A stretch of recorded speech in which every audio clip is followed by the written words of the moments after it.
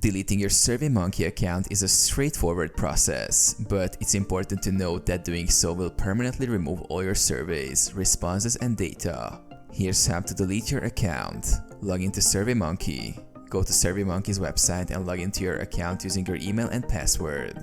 Access your account settings. In the upper right corner of the dashboard, click on your profile icon or initials. From the drop-down menu, select My Account. Navigate to Account Details. In the My Account section, scroll down to find the Account Details or Profile section.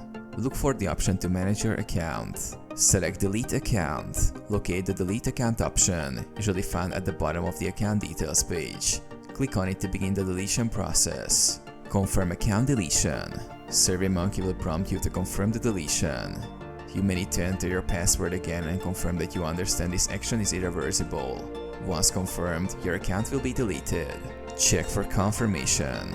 You should receive a confirmation email indicating that your account has been successfully deleted.